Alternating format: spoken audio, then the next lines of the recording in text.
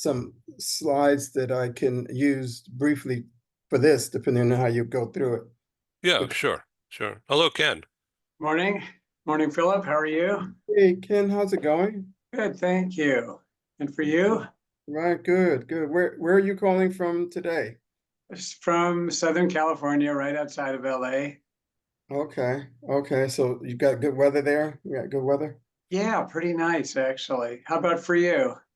I'm in Fort Lauderdale, and we've gotten past Ah, Hurricane Milton, and which was getting past Hurricane Helene, and oh man, it's like, but it's interesting because Ken, the when those storms come up this way, as you might be aware, these things start out in the Atlantic, and then they come through the Gulf and then up.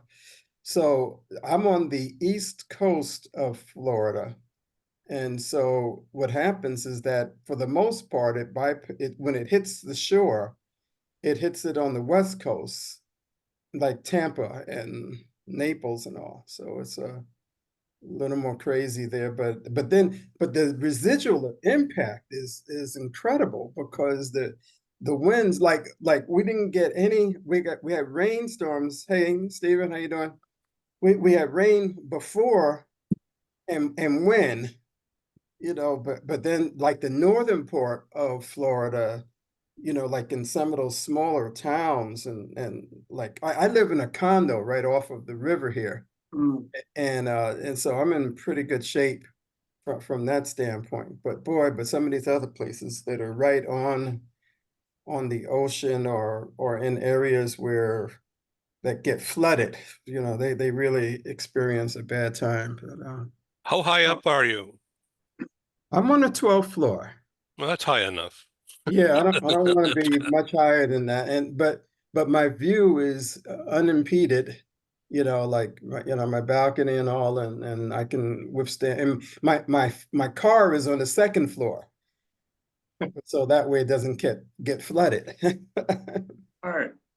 Yeah, Yeah. I know the dangers even personally. My grandparents years ago had a home in Bay St. Louis, Mississippi, and Mm. Hurricane Camille came through Oh and yeah. the home was gone, 100% gone. All that was left was a foundation.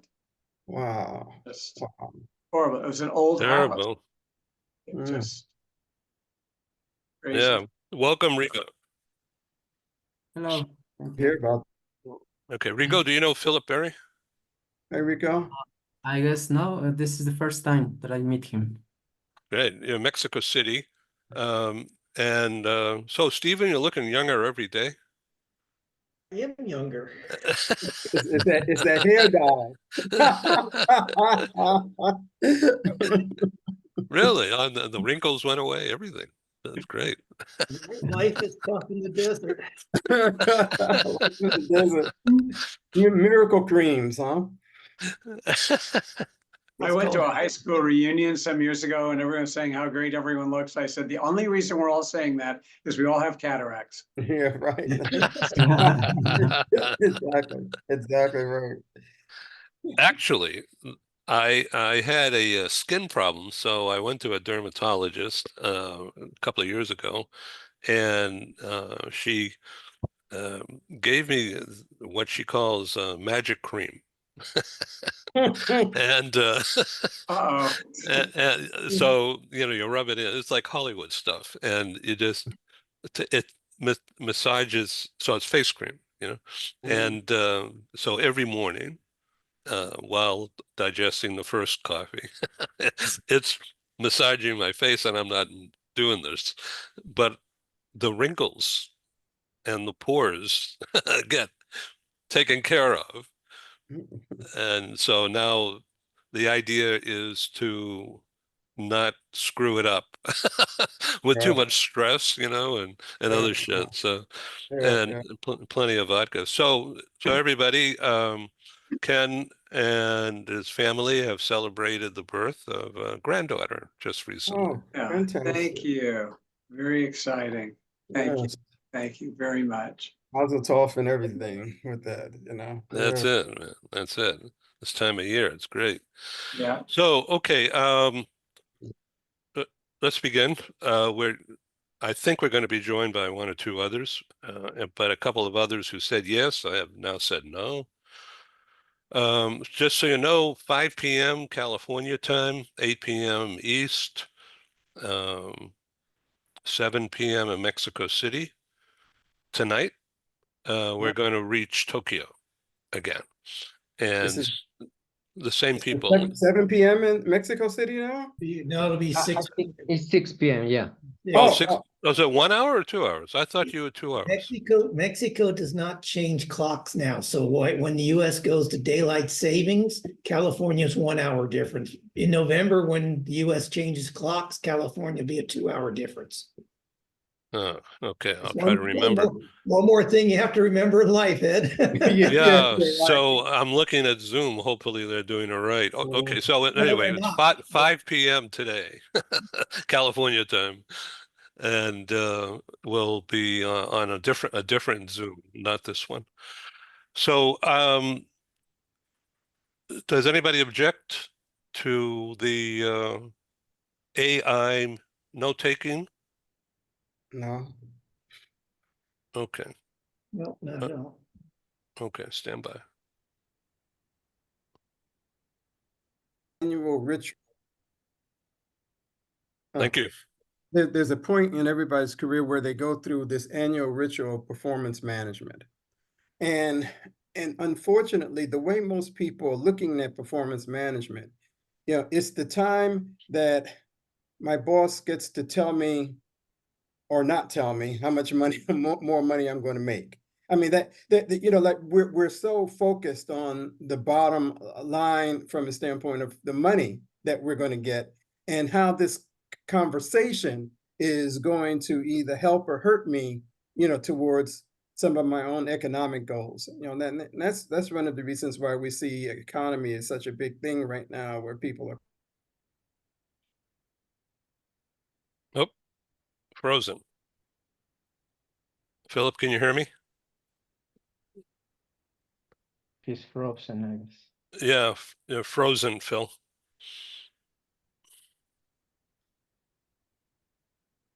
Okay, Stephen, let's go to you.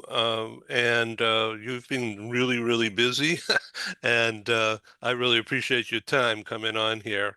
And we'll get right back to Philip when we can get a message to him. Stephen, why don't you take over for a minute while I communicate with him? Okay, well, I'm not sure where Philip was leading us, but in my view, It's going to be branding. yeah, okay. Well, Yeah. personal branding is important. I like Philip's views on personal branding. I've seen them before. I think it's very important. I think one thing that became popular in the business literature about 10 years ago or so, maybe 8, was this concept of fake it till you make it. And I think that was 180 degrees wrong. People know when you're faking it. If you're a leader and you try and fake it, like you know everything and you become inauthentic, you lose trust.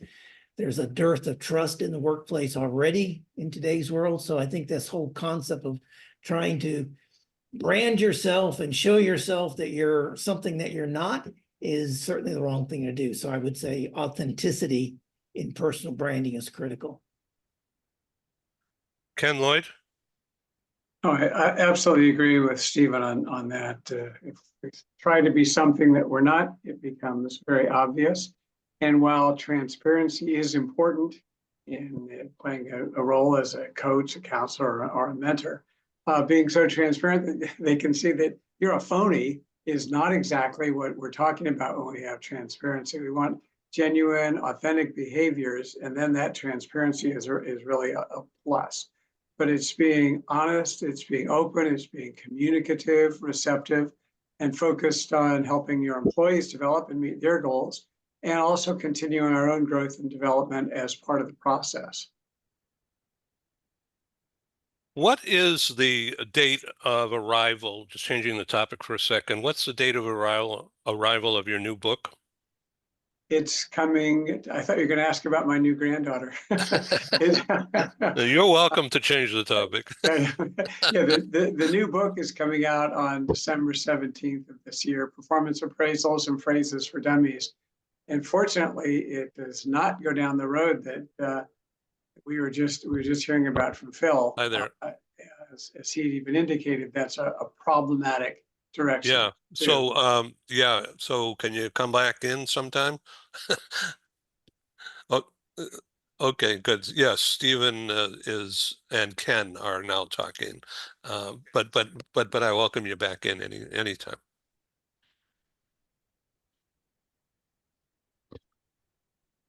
Okay, great. Maybe there's another See hurricane you in soon. Florida. Is he on his way, or is he? His internet dropped, so he's trying to reconnect it. Oh my gosh. I don't know. There's no hurricane there Yeah. anymore. Yeah, he has to pay his bill. God, this is recording. Be careful. Sorry, Philip. Apologies, So, Philip. so Stephen, the theme is, you know, the difference between mentoring and coaching, and how do you do it? How do you make it work, especially on a remote basis? Stephen. Okay. If you're an outside, I think some of we overlap our terminology sometimes. As an outside coach, I do both coaching and mentoring, and there's no fine line between the two. I think if you're in the corporate world, though, as a leader, you are coaching your people, and mostly when you coach as a leader, in my view, you're coaching for their current job. You're helping them to improve their skill set for their current job, or maybe a slightly stretched assignment in their current position. Mentoring, when you have a mentor in the corporate world, it's often not your boss. Although your boss can be a mentor, it's often more longer term. You're talking about career paths. You're talking about other opportunities in the organization. For those of us who work for large organizations, we know that rarely does your boss tell you about an opportunity somewhere else in the organization, because your boss wants to keep you. If you leave for another department, they have to replace you, and that's a pain for them. So your boss is not necessarily the most reliable person to be your career mentor. Although we have a really great boss, a great leader, then they're willing to, one of the things they recognize is that when they develop people who move within the organization into other positions, it shines well on them as a leader that they're developing talent. But too many bosses don't have that mental mindset. They've got blinders on. So I think coaching and mentoring, when you're an outside person like me and Ken and others, it overlaps a lot. I do both with the people I coach. When I mentor, it's often talking to them about maybe leaving the organization, finding other opportunities, or finding other industries to go in, or I've mentored people on starting up new businesses. But when you're in the corporate world and you're coaching or mentoring an employee, the fine line has to be their current job versus maybe their career path or another opportunity in the organization. So I hope that makes sense. It does. You know what came to my mind while listening to you is the idea of creating friction by the boss who's not dedicated to the employee's goodwill and best capabilities within the organization. So it's like a fiefdom, and that, I would think, engenders or creates a feeling of mistrust. Yeah. Yeah, it does, because you don't have the employee's best interest in mind, and the employee, once the employee realizes that, there is mistrust without a doubt. And that's why the old saying, people quit bosses, not companies, that's one of the factors for that is, I've seen people leave organizations, and because their boss did not let them know of an opportunity that might have interested them. But the boss, as you said, has this little fiefdom and wants to keep people and doesn't want to go through the costs and pains of recruiting a replacement. And so they deliberately didn't tell that employee about an opportunity. No, it's absolutely right. We try to encourage managers today, people in leadership positions today, to think of themselves as a coach and to engage in those kinds of behaviors that help develop, enhance the performance of the employees, listening to the employees, understanding their career direction, their career goals, and really coaching them to work effectively. And that's very different from bossing. And that's what you really want to get away from. And coaching comes right into the performance management, performance appraisal process. So you're not approaching that as a disciplinarian or an authoritarian, but as a coach, which often implies a lot of partnering with the employees. And mentoring, yeah, is exactly as Steve said, there's no hard, fine discussion. Sometimes we can have employees who are not in formal leadership positions acting as mentors as well. You do this so well. Can you help employee A or B as they gradually increase their responsibilities? Can you work with them in this or that area as a mentor? It's a nice way to develop the employees who are mentoring as well as those who are being mentored. And sometimes it's a nice way to kind of introduce those mentoring employees into more of a leadership path to help identify some of their goals and their promotability down the road. So there is a strong overlap there as well. Interesting. So Rigo, let me ask you a question about the background slide that you have showing LATAM talks. And why don't you tell the audience out there listening to this, watching it, what LATAM talks is about and what is your role in it? Certainly, Ed. It's mainly about providing information to HR and global mobility stakeholders. So I am a steering committee member and usually participate in podcasts and recordings and webcasts. So it's basically all about providing input and information for free and to network with our audience, mainly in Spanish for all Latin America. Yes, okay. And that I wish you well with that. And I welcome you to use this audience to augment your own audience.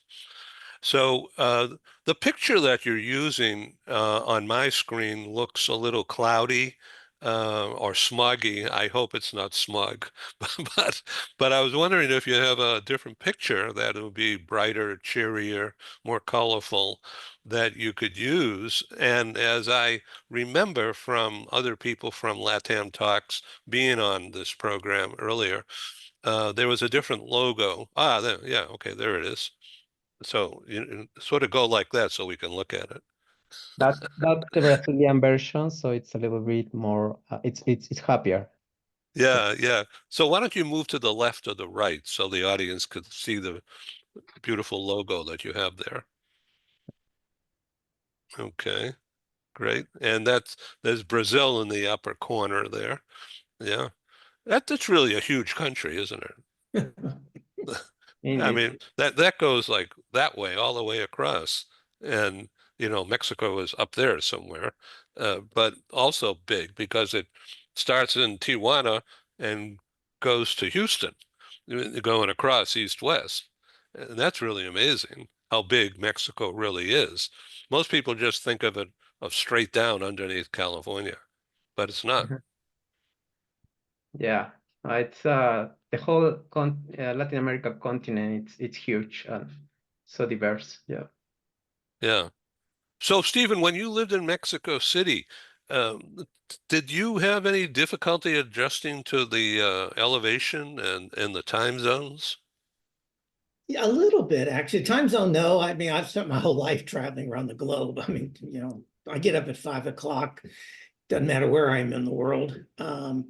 But the elevation definitely, and I noticed particularly when I would go out for a walk, like an exercise type walk, the first couple of days back, if I'd been gone for more than a week, because I was going in and out of Mexico City, yeah, the first few days back would be very difficult. And the other thing, and I'm actually finding that here in Phoenix right now, the pollen is different in every location. So I'm as I go out today or this morning for a walk, my lungs I could feel the pollen was different. I checked the app, and sure enough, it's a different kind of pollen than what I was used to in Palm Springs and what I got used to in Mexico City. So it's kind of fun traveling, living in different parts of the world.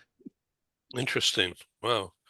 Okay, so let's talk about what I'm doing and how it relates to mentoring and high achieving. I'm striving to be a high achiever in doing talk shows. And I'm setting up a schedule for the rest of this year by rapidly increasing the volume of speaking opportunities. And that means generating more audience, of course, but it also is a team effort because of the frequency of some of you who are on this program a lot, and I welcome that, of course. But I'm finding that it's taking me a lot of energy to, not intellectually, because I'm putting it all together fairly quickly, but then learning about the different topics and preparing to be a good host means that I have to be knowledgeable about what the topic is, even though it's not my daily bread and butter. And that means finding people who are expert at these topics and then generating conversation about what they're talking about or what they're displaying. And so that's the reason for some of the images that you've been seeing me blast around, that I'm becoming inundated, which is a good thing, with all these charts and graphics on these different topics. And so I'm working to identify which ones will attract an audience for me, and then finding people who want to participate in that discussion. So I tell you that so you know what I'm doing and how it relates to this topic of branding and mentoring and coaching, because what I'm learning is that I never learned to do this in school.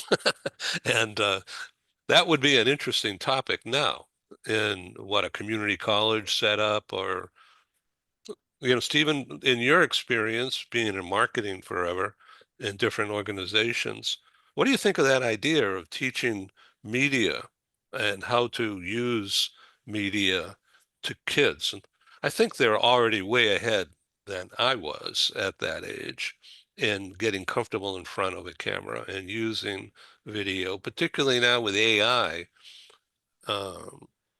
services coming that can be adapted to video. What do you think of that? Well, I think that social media, the younger generation is obviously much more comfortable, but I think there's a concern. Sometimes they're a little too informal in the social media, and which is fine when you're on TikTok or Instagram or stuff like that. Informality works very well, but I've seen people then, a lot of job interviews, are done remote these days. Meetings are remote, and there can be a bit of too much casuality. Is that the right word, Ken? I'm not sure, but too much casualness. Too much casualness. Sometimes, whether it's in their dress, their background, like, you can be informal in a not work setting, but you're still with 5 generations in the workforce. You got to be careful if you're too casual, and some others, some people are going to think that you're not serious. They're going to interpret things incorrectly, and that's one of the problems with communications. Going back to the gist of your question, communications is not taught. At least it wasn't when I went to high school and college and MBA programs. I mean, you don't teach people how to communicate.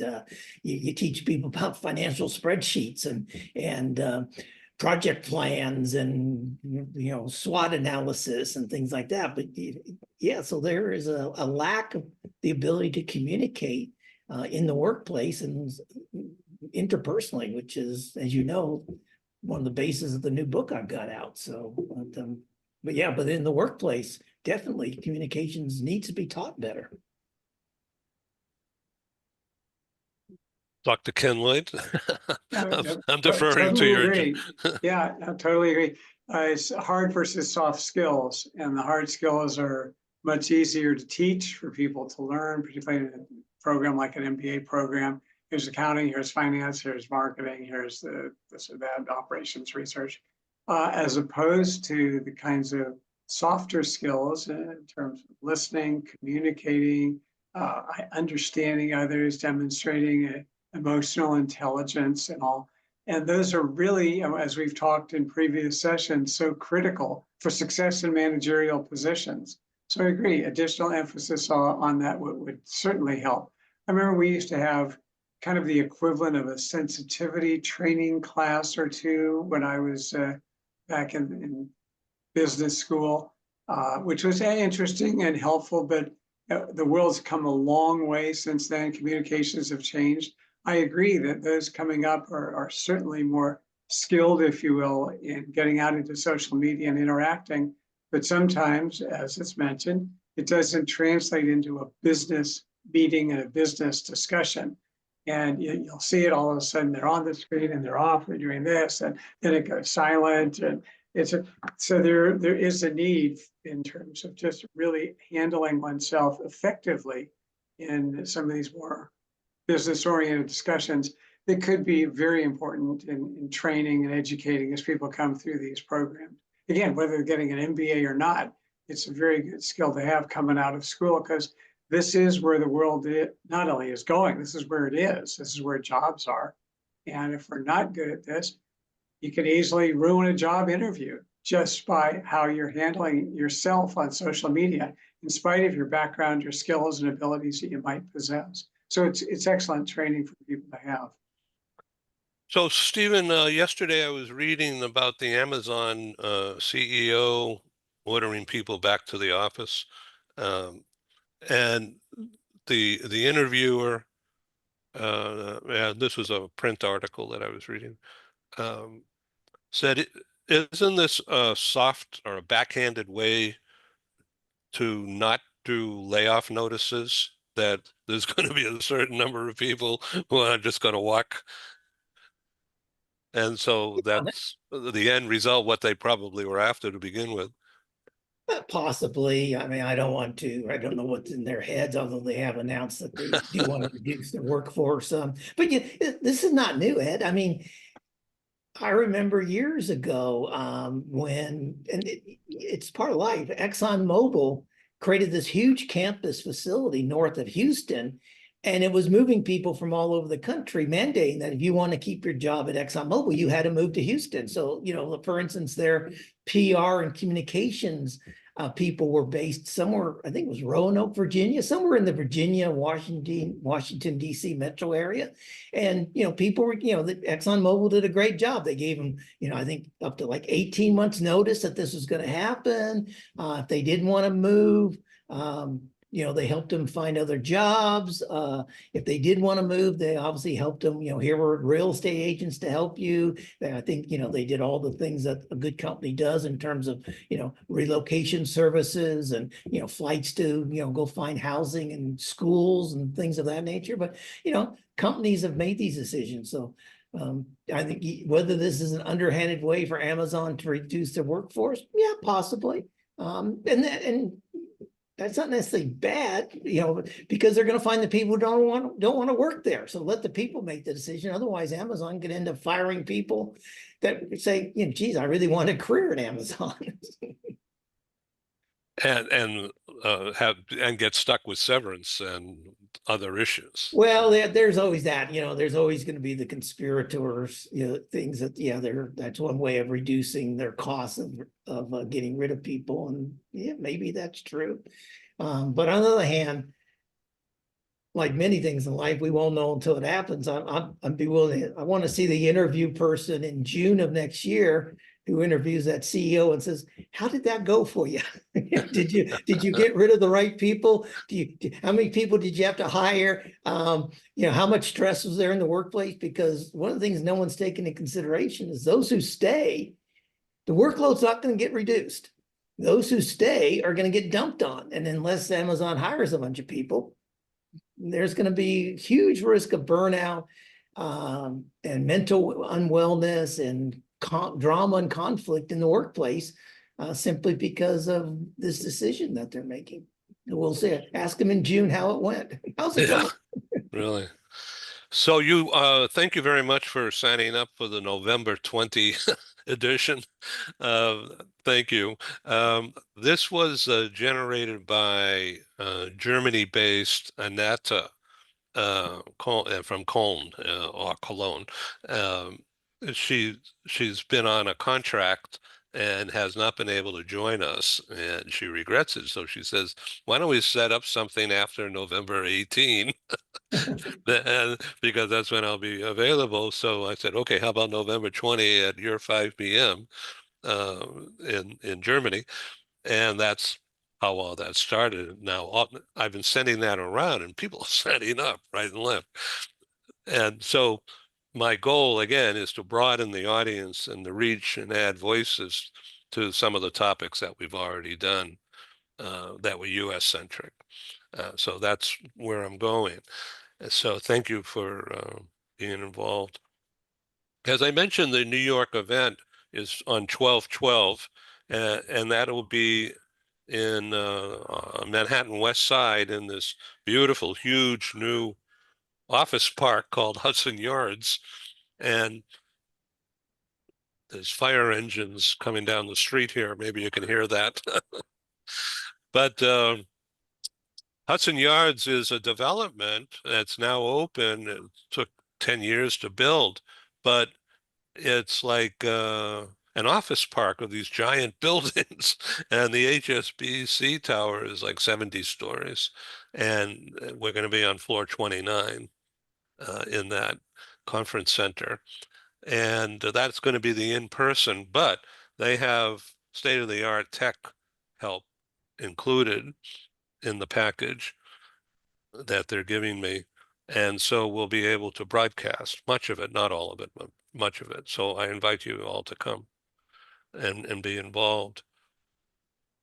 Doing it remotely in an in-person centric setting, like we've tried to do in London and a couple of other places, can be tricky because of the position and the technology, the position of the camera, and also the tech speed. Like for some reason, Philip's condo internet just crashed. Hopefully that won't happen in New York, where we have so many different people coming and going online. But more about that later. I'm just starting to PR that event. HSBC is host and facilitator and speaker, and HSBC is going to have multiple speakers within that program about why they're doing this, number one, and what their new product line is all about, and then using my audience and this method for PR. And I'm really honored to have that opportunity. HSBC in London will happen again and this will be the fourth time, and we're targeting March or April. So more on that later. So I thank you for being on this abbreviated program. So Rigo, once again, tell our audience what your specialty focus is now that you're an entrepreneur. Well, by now I'm focusing mainly on destination services, such as finding a school for expatriates or finding a house or helping with driver license and things like that. But perhaps in the next year, I will help with more in services like immigration or tax. So that definitely will be the next step. But yeah, this is what I am doing now by myself. Yeah. So, but you're not doing everything yourself. You're finding outsourced partners, right? I'm assuming that. Well, I am doing by myself now, but yeah, that will be the second part of the process to finding partners. Yeah. Oh, that's really interesting. So if you would like my assistance with introductions, I don't think you need that, but if you would like to have that, as I said, I'm trying to grow the audience and involvement on this program, and I very much welcome LATAM talks to take a different route, but I'm welcoming you to this platform as well. Dr. Ken Lloyd, about the new book coming out. The first edition was 20 years ago or 15 years ago? 15 years ago. No, 15. Okay. Yeah. Good. And it was about how to persuade people as a dummy No, or it to was, avoid being a dummy. yeah, it was on performance appraisals, which back then were basically annual events and quite problematic for those who are going through the process, whether as a manager or as a general employee who's receiving the feedback, versus today's that have continuous feedback, multiple sessions, the annual reviews are gone. They're far more forward focused. There's more coaching that's involved. There's more developmental. It's a very different process from what it was. So the book did need to be updated. There's no question about it. And this just takes it into what companies are doing now, along with phrases if managers would like to select from them to help them in writing evals. But again, the surprise element is gone. Managers are having regular discussions, two-way communication with their employees. Surprises are absolutely missing. It's just this certainly helping them if there are performance problems, but not, gotcha, rather, let's work on this. And it's really in real time. It's not, hey, 6 months ago, you did this or that wrong. Or frankly, 6 months ago, you did this really well. Here's some recognition. The feedback that people receive, the guidance that they receive is most effective when it's as close to the behavior in question as possible, whether that behavior is a shortcoming in the performance or whether it's great performance. You don't want to delay it or it's going to have less and less meaning. So all of that is now in the new performance appraisals. So that when people hear the expression performance appraisal, they don't have to go, not that. It's a whole different ongoing kind of process. It's really a process of two-way communication and employee development. Interesting. Okay, Stephen, I invite you to, if you want, to display the front cover of the newest book. It's a fascinating design.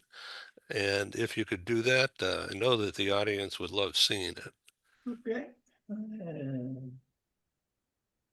Let me pull it up for you.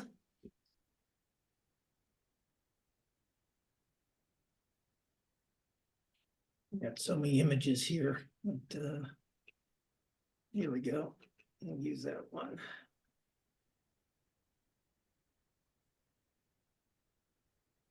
And by the way, the book was released yesterday. So, oh, great. Congratulations. So it's on Amazon, and just for your audience, I'll give them a hint. I've got it priced at the friends and family rate from now through Sunday the 20th, and then it goes to the full retail price. So right now it's like $7.50, and it'll go up to like $18 or something, whatever Amazon decides next week. So you can get it for a whole $7.50, but there it is. And that's the hardcover? That's the hardcover. Yeah, the Kindle's like $4 or something. But yeah, that's the hardcover. Great. Okay, so now this chapeau that the person is wearing is really not a hat, is it? No. What would you call that? Well, I know that's the tree of life is in the middle there.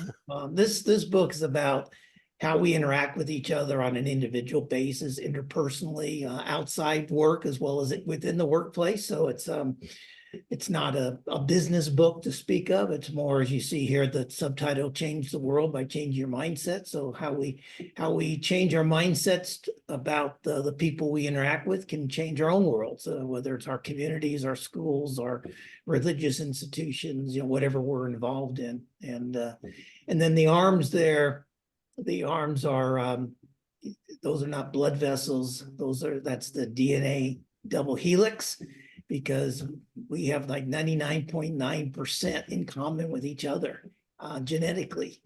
So we're all one human race. We're all part of Homo sapiens, and we need to start treating each other like that with a bit more compassion, kindness, and respect. So that's the gist of what the book's all about.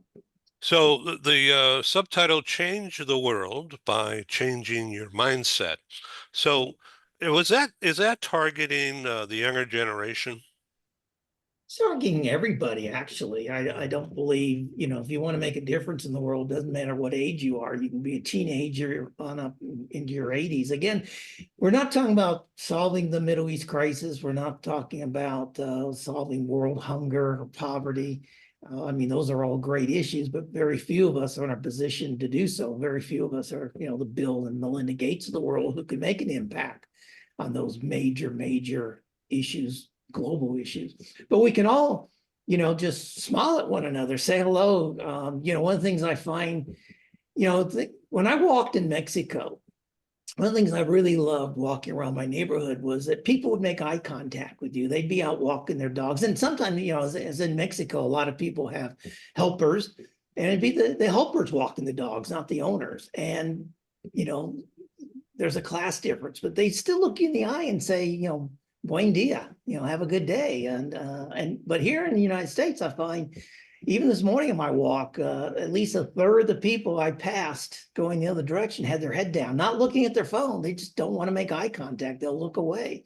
That's, there's nothing wrong with saying hello to each other, being friendly to one another, being friendly to the person that you see in the supermarket, allowing,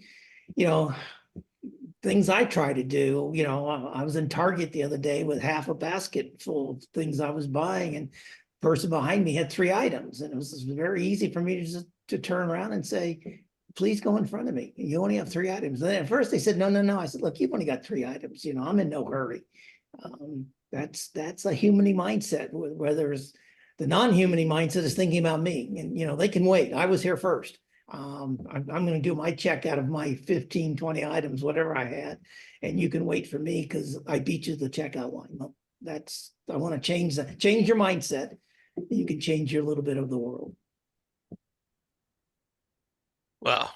Sorry for the soapbox. No, I'm just thinking of that Coca-Cola song.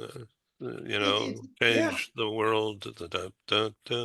Teach the world to sing. Right. That it was a nice commercial from. That's why we all remember it from Coca-Cola. It was a nice message from them. Particularly, I think they first released that during the end of year holiday season. So it was a nice message. Perfect timing. Yeah, great marketing. Yeah. Ken, do you have a picture of the new baby? I do, but not that I can post. Not yet. Okay. Well, when you're ready, Yeah. we'll make time for that. She does have a full head of dark hair. It's adorable. And then doctors come in and say, "Oh my goodness, look!" And it's so she looks older already, and it's quite styled, and it's adorable. Right. Well, thank you for being on this program, and it's too bad Philip's internet crashed, but hopefully by the end of the day he'll have that ready, as he will be joining us on the Japan broadcast. Starts today at 5 p.m. California, and whatever time anywhere else. Thank you, guys. Thank you. Thank you. Bye-bye. You're welcome. Thank you. Bye-bye. Bye.